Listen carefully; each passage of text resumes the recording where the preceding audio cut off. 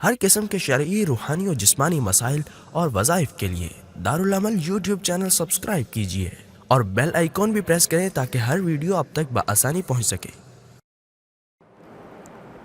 الحمد للہ رب العالمین والعاقبۃ للمتقین والصلاة والسلام علی رسول خیر خلقہ محمد وعلی آلہ واصحابہ اجمعین،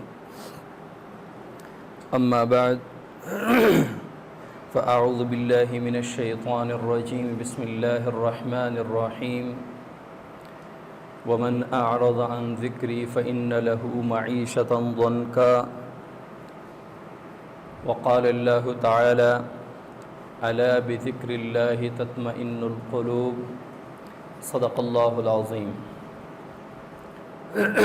میرے نہایت واجب القدر، واجب الاحترام بزرگوں، بھائی اور دوستوں،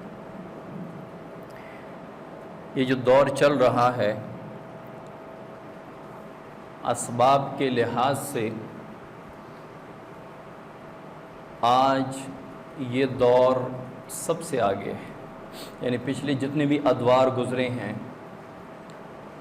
کسی دور میں، کسی زمانے میں اتنے اسباب انسانوں کو مہیا نہیں تھے جتنے اسباب اس وقت انسانوں کے لیے اللہ تعالیٰ نے پیدا فرما دی۔ ہر چھوٹے سے چھوٹے کام اور ہر بڑے سے بڑے کام کو آسان بنانے کے لیے دنیا نے ایسے اسباب پیدا کیے ہیں کہ انسانوں کے مہینوں کے کام دنوں میں، دنوں کے کام گھنٹوں میں، گھنٹوں کے منٹوں میں، اور منٹوں کے سکنٹوں میں، اور سکنٹوں کے کام لمحوں میں ہونے لگے۔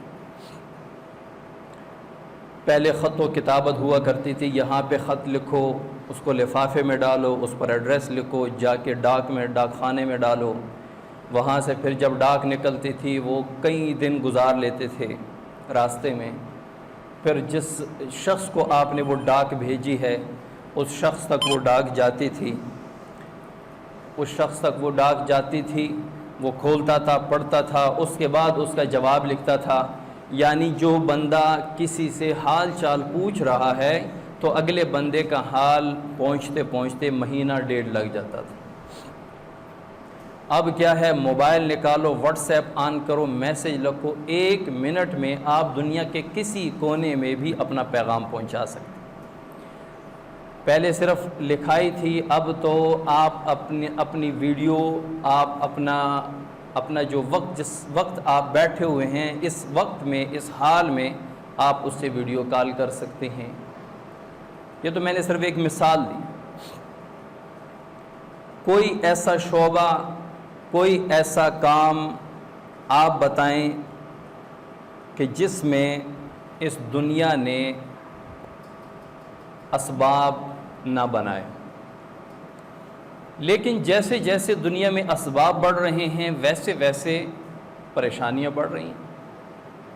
چاہیے تو یہ تھا کہ پریشانیاں کم ہوتی، اب اسباب پیدا ہو رہے ہیں، مہینوں کا کام دنوں میں آ گیا تو خوشی ہونی چاہیے، ہاتھ کا کام بٹن پہ آ گیا، خوشی ہونی چاہیے، 100 بندوں کا کام 5 بندے کر رہے ہیں، خوشی ہونی چاہیے، مہینوں کے سفر دنوں میں طے ہو رہے ہیں، دنوں کے سفر گھنٹوں میں طے ہو رہے ہیں، خوشی ہونی چاہیے۔ لیکن اس کے باوجود پریشانیاں بڑھ رہی ہیں، مصائب بڑھ رہے ہیں، تکالیف بڑھ رہی ہیں۔ پہلے جسم کے اندر چند ایک بیماریوں کی تشخیص ہوتی تھی ظاہری علامات سے، اس میں آنکھیں پیلی ہیں، رنگ پیلا ہے تو پیلیا ہو گیا، یرقان ہو گیا پیلا، پیٹ میں دائیں بائیں درد ہے تو یا گردے کا درد ہے اور یا جگر کا درد ہے۔ باقی جو ظاہری جسم پہ علامات ہیں یا ظاہری دکھنے والے جو امراض ہیں ان کا پتہ لگایا جا سکتا تھا۔ اب آپ خون کے چند قطروں میں پورے جسم، پوری باڈی میں جو مرض ہے، جو بیماری ہے، وہ لکھا ہوا آپ کے سامنے آ جائے۔ آپ کو یرقان ہے، اے ہے، بی ہے، سی ہے، کالا ہے، پیلا ہے۔ کالا ہے تو وائرس کی تعداد کتنی ہے؟ لاکھوں میں ہے، ہزاروں میں ہے، کروڑوں میں ہے۔ پازیٹیو ہے، نیگیٹو ہے، یہ تمام چیزیں خون کے چند قطروں میں۔ اب اسباب اتنے عروج پر ہیں، پریشانی دن بدن بڑھ رہی ہے۔ گرمی اور سردی میں لوگ گرمی کو برداشت کرتے تھے، سردی کو برداشت کرتے تھے، کوئی نعم البدل نہیں ہوتا تھا۔ گرمی آتی تھی تو بس گرمی میں جیسے چل رہا ہے ماحول، لیکن اب گرمی کو سردی میں کنورٹ کرنے کے لیے اے سی بن گئے، سردی کو گرمی میں کنورٹ کرنے کے لیے ہیٹر بن گئے، اتنی سہولیات آ گئی ہیں۔ چاہیے تو یہ تھا کہ خوشی، آرام، سکون، چین، اطمینان ہوتا، لیکن مصیبتیں بڑھ رہی ہیں، پریشانیاں بڑھ رہی ہیں، بیماریاں اتنی ہو گئیں۔ اب بیماریوں کی 3 قسمیں ہیں، ایک جسمانی، ایک روحانی، ایک نفسیاتی۔ جسمانی بیماریاں تو بے شمار ہے، ہر بنتا جاتا ہے، شوگر ہے، بلڈ پریشر ہے، ہیپاٹائٹس ہے، مزید جسم میں جتنی بھی بیماریاں ہیں، اب ناک کان گلے کے ڈاکٹر علیحدہ پیدا ہو گئے، ENT اسپیشلسٹ، سر کے علیحدہ ہو گئے، نیورولوجسٹ، اسی طرح معدے کے ہیں، جگر کے علیحدہ ہو گئے، ہڈیوں کے علیحدہ ہیں۔ یہ جسمانی امراض ہیں۔ روحانی امراض، کسی پر جادو ہو گیا، کسی پر جنات آ گئے، کسی کو نظر بد لگ گیا، وہ بھی اس وقت عروج پر ہیں۔ نفسیاتی امراض، جن کا ہمارے ظاہری جسم سے کوئی تعلق نہیں ہے، خیالات، نفسیاتی مرض کہتے کسے ہیں؟ خیالات فاسد ہو جائیں تو نفسیاتی مرض بن جاتا ہے۔ ہم اس پنکھے کے نیچے بیٹھے ہیں، پرسکون ہیں، ہوا لے رہے ہیں، لیکن نفسیاتی مریض ایسے میرے پاس آئے ہیں، وہ کہتے ہیں جب پنکھے کے نیچے بیٹھتا ہوں تو میں 2 منٹ سے زیادہ وہاں نہیں بیٹھ سکتا، ڈر لگتا ہے کہ کہیں یہ پنکھا گھومتے گھومتے میرے اوپر نہ آ جائے۔ اب 2 بندے ہیں، دونوں اس پنکھے کے نیچے بیٹھے ہیں، ایک سکون اور سہولت لے رہا ہے، ایک پرسکون ہو رہا ہے وہاں پہ، اور ایک وہاں پہ تنگ ہو رہا ہے۔ اس کے خیالات درست ہیں، اس کے خیالات فاسد ہو گئے۔ جس کے خیالات، سوچ بچار فاسد ہو جائے، نفسیاتی مریض بن جاتے ہیں۔ ڈاکٹر کہتے ہیں کہ دماغ میں ایک کیمیکل کی کمی کی وجہ سے پھر خیالات فاسد ہو جاتے ہیں۔ بہرحال تو یہ 3 قسم کی بیماریاں اس وقت عروج پر ہیں، چاہے وہ جسمانی ہیں، روحانی ہیں، نفسیاتی ہیں۔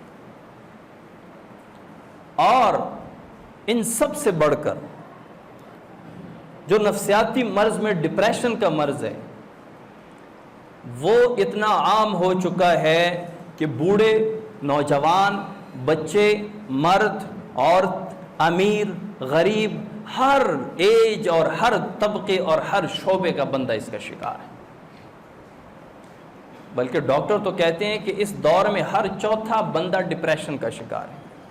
لیکن ڈپریشن کے اپنے سٹیج ہوتے ہیں، کوئی تھوڑا ڈپریشن میں، کوئی زیادہ ڈپریشن میں۔ اب چونکہ یہ مرض زیادہ ہے اور ہر بندہ جانتا نہیں کہ ڈپریشن ہے کیا اور مجھے ہے یا نہیں، تو ان علامات کو نہ جاننے کی وجہ سے وہ ڈپریشن میں بڑھتا بڑھتا بڑھتا پھر ایسا قدم اٹھاتا ہے کہ اپنی دنیا بھی برباد اور آخرت بھی برباد کر بیٹھتا ہے۔ یہ بیماریاں آئی کیوں ہیں؟ یہ تنگیاں آتی کیوں ہیں؟ یا ہم صرف ڈپریشن کو لے لیتے ہیں؟ یہ ڈپریشن آیا کیوں ہے دنیا میں؟ عام کیوں ہو چکا ہے؟ پہلے ہمیں گرمی لگتی تھی تو ہم باہر نکلتے تھے، درخت کے نیچے بیٹھ جاتے تھے، پسینہ آتا تھا، برداشت کر لیتے تھے۔ اس کے بعد لائٹ آ گئی، بجلی آ گئی، تو بجلی، ہم پنکھا چلتا تھا، ہمیں کوئی زیادہ محسوس نہیں ہوتا تھا۔ پھر لوڈ شیڈنگ ہو گئی، بجلی جاتی تھی تو اس وقت میں ہمیں تنگی ہوتی تھی۔ پھر اللہ تعالیٰ نے UPS دے دیا، جنریٹر دے دیا، سولر سسٹم دے دیا، اب بجلی آئے جائے ہمیں پتہ نہیں چلتا۔ لیکن ڈپریشن، پریشانی، مصیبت، تکالیف، وجہ کیا ہے؟ وجوہات کیا ہے؟ میں ان تمام بیماریوں کا، مصائب کا، تکالیف کا، بالخصوص ڈپریشن کا جو اس کی وجوہات ہیں ان کو دو حصوں میں تقسیم کروں گا. ایک ظاہری وجہ، ظاہری اسباب، اور ایک باطنی وجہ، باطنی اسباب. بالفاظ دیگر ایک جسمانی وجوہات اور ایک روحانی وجوہات. اب ڈپریشن جو ہے، ڈپریشن کہتے ہیں پریشان رہنے کو، عام الفاظ میں ڈپریشن کہتے ہیں پریشان رہنے کو. وجوہات کیا ہیں؟ جسمانی وجوہات تو جو ڈاکٹر کہتے ہیں، میڈیکل فیلڈ سے ریلیٹڈ جو لوگ ہیں وہ کہتے ہیں کہ ڈپریشن کی جو وجہ ہے وہ کوئی ایسا واقعہ، کوئی حادثہ ہے کہ جو انسان کے ذہن اور دماغ پہ بیٹھ جاتا ہے، سوار ہو جاتا ہے. کسی کے ساتھ کوئی حادثہ ہوا ہے، کوئی غم پہنچا ہے، کوئی ایسی دکھ بری داستان ہے جس کو وہ بھلا نہیں سکتا. اب وہ 24 گھنٹے دماغ پہ سوار ہے، اس کی وجہ سے اس کے جو سوچ بچار ہیں وہ منفی ہوتے ہوتے وہ بندہ ڈپریشن میں چلا جاتا ہے. یا کوئی غلط محبت میں، حرام محبت میں ناکام ہو جائے، جس کو کہتے ہیں کہ محبت میں ناکامی ہو گئی.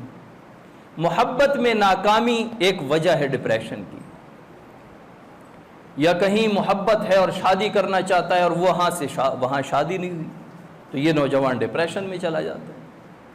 یا گھریلو لڑائی جھگڑے اتنے ہیں، آئے روز گھر میں کسی نہ کسی بات پر لڑائی جھگڑا، اور لڑائی جھگڑا بھی اس نوعیت کا کہ جو بعد میں صلح نہ ہو اور صلح کے بغیر دوبارہ پھر لڑائی جھگڑا.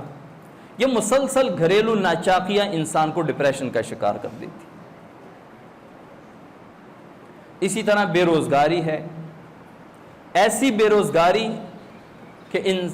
کہ آدمی اپنے گھر میں آئے، بچے بھوکے ہوں اور اس کے گھر میں جیب میں کچھ نہ ہو. یہ ایک جھٹکا لگتا ہے انسان کو اور انسان ڈپریشن میں چلا جاتا. یہ وہ ظاہری اسباب و علامات میں بتا رہا ہوں جن کو ڈاکٹر کہتے ہیں کہ جی ڈپریشن میں بندہ ان وجوہات کی بنا پر جا سکتا ہے. ٹھیک ہے، اپنی جگہ پہ یہ سب ٹھیک ہے، لیکن ہم نے باطنی وجوہات پہ زیادہ فوکس کرنا ہے. ہم نے باطنی وجوہات کو زیادہ دیکھنا ہے، جس کو ہم روحانی وجوہات بھی کہہ سکتے ہیں، اور وہ ہم نہیں کہتے. اللہ تعالیٰ قرآن میں فرما رہے ہیں وَمَنْ أَعْرَضَ عَنْ ذِكْرِي فَإِنَّ لَهُ مَعِيشَةً ضَنْكًا. جس نے ہمارے ذکر سے منہ پھیر لیا ہم اس کی زندگی تنگ کر دیں گے. بظاہر یہ آیت جو ہے یہ کفار کے بارے میں ہے. قرآن سے منہ پھیر لیا، اسلام سے منہ پھیر لیا، آپ صلی اللہ علیہ وسلم کی اطاعت سے منہ پھیر لیا، تو اللہ تعالیٰ فرماتے ہیں کہ میں ان کی زندگی تنگ کر دوں گا. اب زندگی تین ہے، دنیا کی زندگی، برزخ کی زندگی، آخرت کی زندگی. مفسرین نے لکھا ہے کہ اس سے تینوں زندگی مراد ہو سکتی. دنیا کی زندگی کی تنگی کا معنی یہ ہے کہ دنیا میں کبھی اسے خوشی محسوس نہیں ہوگی، کبھی اسے سکون نہیں آئے گا، کبھی اسے آرام نہیں آئے گا، وہ چین سے نہیں بیٹھے گا. اسباب بہت ہوں گے، اسباب کی بھرمار ہوگی، بنگلہ ہوگا، گاڑیاں ہوگی، اے سی ہوں گے، ہیٹر ہوں گے، سب کچھ ہوگا، بینک بیلنس ہوگا، کاروبار ہوگا، بزنس چل رہا ہوگا، لیکن اسے چین نہیں آئے گا، اسے سکون نہیں آئے گا. کیوں؟ کیونکہ اس نے اللہ تعالیٰ کے ذکر سے منہ پھیر لیا، اور اللہ تعالیٰ نے فرما دیا کہ جو میری ذکر سے منہ پھیرے تو میں اس کی زندگی کو تنگ کر دوں. اب اسے خوشی محسوس نہیں ہوگی. اس وقت دنیا میں سب سے زیادہ ڈپریشن کے شکار لوگ کون ہیں؟ یہ ایک سروے ہوا ہے کہ جو مسلمان ممالک ہیں ان میں ڈپریشن کا ریشو بہت کم ہے بنسبت یورپی ممالک. عیسائی ممالک ہیں، سکھ ممالک ہیں، ہندو ممالک ہیں، یہودی ممالک ہیں، ان میں ڈپریشن کا ریشو بہت زیادہ ہے. اور مسلمان ممالک میں کبھی آپ نے یہ نہیں سنا ہوگا کہ مسلمان فلاں ملک میں فلاں جگہ خودکشی کے لیے متعین کر دی گئی. امریکہ میں غالباً کیلیفورنیا، امریکہ کی ایک ریاست ہے، اس میں ایک پل ہے جس کو گولڈن گیٹ برج کے نام سے مشہور ہے. گولڈن گیٹ برج کے نام سے گولڈن اسی لیے کہتے ہیں کہ اس کو رنگ سرخی اور زرد مائل رنگ دیا گیا ہے. تقریباً 750 فٹ وہ اونچا ہے، پانی سے 750 فٹ اونچا ہے، اور تقریباً کوئی 9000 فٹ اس کی لمبائی ہے، یعنی سمندر کے اوپر 9000 فٹ اس کی لمبائی ہے اور 750 فٹ اس کی اونچائی. 750 فٹ اونچائی کوئی کم نہیں ہے، بہت اونچائی. 1933 میں یہ پل شروع ہوا اور 1937 میں یہ پل مکمل ہوا، اور یہ دنیا کا سب سے اونچا پل شمار کیا جاتا ہے. اس پل کے بننے کے 4 ماہ بعد ایک شخص نے آ کر یہاں خودکشی کر لی. برج پر چڑھے اور نیچے چھلانگ لگا دی. اس کے بعد وہ لوگ جو زندگی سے تنگ ہوں وہ اس پل کا رخ کرتے تھے، جاتے تھے وہاں پہ، ایک منٹ میں وہ اپنے آپ کو فنا کر دیتے تھے. ایک سال میں 48-50 بندوں نے وہاں پہ اپنے آپ کو ختم کیا. اور پوری دنیا میں پہلے نمبر پہ چین کا ایک پل تھا جو پوری دنیا میں خودکشی کے حوالے سے مشہور تھا. دوسرے نمبر پہ گولڈن برج تھا، لیکن اب اس کے بعد اب تک یہ پہلے نمبر پر ہے. اور یہ 40-45-50 لوگ وہ ہیں جو خودکشی میں کامیاب ہو گئے. وہ لوگ جن کو بروقت پولیس نے پکڑ لیا یا جو گرنے کے بعد سمندر میں پانی میں بچ نکلے، وہ اس کے علاوہ ہیں. یہ امریکہ میں ایک ایسی ریاست ہے جس میں دنیا کی تمام سہولیات موجود ہیں، خوبصورتی کے حوالے سے، سہولیات کے حوالے سے، ہر حوالے سے. لیکن اس ملک کے باشندے پوری دنیا میں سب سے زیادہ خودکشیاں کر رہے ہیں. تو اس کا مطلب ہے کہ اسباب نے ان کو اطمینان نہیں دیا، اسباب نے ان کو سکون نہیں دیا. اب جن لوگوں کے اپنے عزیز و اقارب نے وہاں پہ خودکشی کی یا اب خودکشی کرنے کی کوشش کی، ان کے اپنوں نے اصرار کیا، احتجاج کیے کہ اس پل پہ کوئی ایسی چیز لگائی جائے کہ جس سے کوئی بندہ وہاں نہ جا سکے نہ چھلانگ لگا سکے. اس میں ایک بندہ جس نے خودکشی کرنے کی کوشش کی تھی، اس نے کہا تھا کہ بھئی اتنا خرچہ کرنے کی کیا ضرورت ہے، یہ ایک برج تھوڑی ہے کہ بس اس سے آپ سٹیل کی پلیٹیں لگا دو اور پھر کوئی دوسری جگہ نہیں ملے گی. بھئی جو بندہ اپنے آپ کو مارنا چاہے وہ کہیں بھی کسی صورت میں بھی مار سکتا ہے. یہ اس بندے کے تاثرات ہیں جو خودکشی کرنے کی کوشش کی اس نے، لیکن اس کو بچا لیا گیا. اب ایسے ترقی پذیر ملک میں خودکشی کی ریشو سب سے زیادہ ہو تو اس سے ہم کیا سبق لے سکتے ہیں؟ یہی سبق لیں گے کہ اسباب میں سکون نہیں ہے، اسباب میں اطمینان نہیں ہے، اسباب میں خوشی نہیں ہے. خوشی تو ایک باطنی چیز ہے، سکون اطمینان ایک باطنی چیز ہے جو اسباب سے نہیں آتا. اسباب آپ کو ظاہری سہولت دے سکتا ہے، یہ ایسی آپ کے دل کو ٹھنڈا نہیں کر سکتا، آپ کے دل کی پریشانی، غم، دکھ، درد، تکلیف کو نہیں ختم کر سکتا. وہ کون سی چیز ہے جو ہمارے باطن سے اس چیز کو نکال کے باہر پھینک دے؟ الا بذکر اللہ تطمئن القلوب. وہ اللہ کا ذکر ہے کہ جس سے دلوں کو اطمینان ملتا ہے. تو اس وقت دنیا ڈپریشن کا شکار ہے اور ڈاکٹروں کے پاس جاتے ہیں، بھاری قیمتیں اور بھاری فیسیں بھر کے مہنگی مہنگی دوائیاں لے کے کھاتے ہیں، مہینہ، 2 مہینے، 5 مہینے. جب وہ دوائیاں چھوڑتے ہیں پھر اسی کنڈیشن میں آ جاتے ہیں. وجہ کیا ہے؟ علاج کچھ اور ہے، کر کچھ اور رہے ہیں. علاج ہے لمبا سجدہ کرو، علاج ہے وضو کی پابندی کرو، علاج ہے اللہ کا ذکر کرو، علاج ہے قرآن کی تلاوت کرو، لیکن ایسا کچھ نہیں ہو رہا۔ دوائیوں پہ دوائیاں کھا رہے ہیں۔ واش روم جاتے ہوئے کسی کو کہتے ہیں کہ باہر کھڑے ہو جاؤ، اگر میں لیٹ ہوا تو آپ نے باہر سے دستک دینی ہے، میرا کوئی پتہ نہیں مجھے کیا ہو جائے اندر۔ ایک فٹ بندہ وہ کبھی ایسے کہہ سکتے ہیں؟ حالانکہ بظاہر وہ فٹ ہے، لیکن اندر سے وہ کھوکھلا ہے، اندر سے خالی ہے۔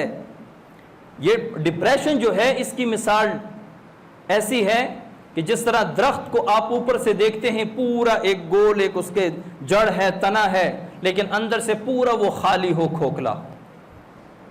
ڈپریشن انسان کو کھوکھلا کر دیتا ہے۔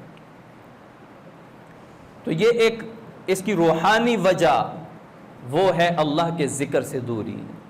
جو لوگ اللہ کا ذکر نہیں کرتے، جو لوگ قرآن کی تلاوت نہیں کرتے، جو لوگ اکثر نماز نہیں پڑھتے، وہ اکثر ڈپریشن کا شکار ہوتے ہیں، لیکن کسی کو کہتے نہیں ہیں۔ یہ دو اس کی بڑی وجوہات ہیں۔ اب علاج کیا ہے؟ ڈپریشن کا علاج کیا ہے؟ کیا کرنا چاہیے؟ علاج تو قرآن میں اللہ تعالیٰ نے فرما دیا کہ میرے ذکر اس کا علاج ہے۔ اور ایک اور بڑی وجہ ڈپریشن کی یہ ہے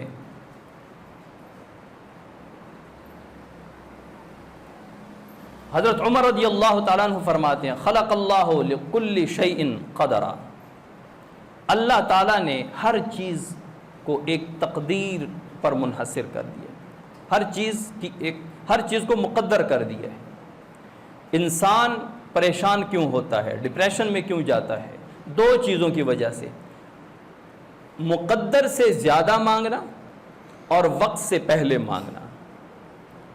جتنا اللہ تعالیٰ نے آپ کے مقدر میں لکھا ہے اس پہ خوش نہیں ہو رہے، اور زیادہ کی تلاش کر رہے ہیں۔ جب آپ کے مقدر میں ماہانہ 20,000 ہے اور آپ 1,00,000 کی کوشش کریں گے تو ڈپریشن میں تو جائیں گے۔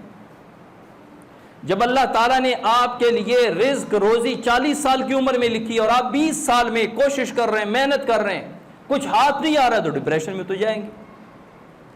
اسی لیے اللہ تعالیٰ نے شکر کا دیا ہے کہ آپ ہر حال میں شکر ادا کریں، اللہ تعالیٰ مزید بڑھائیں۔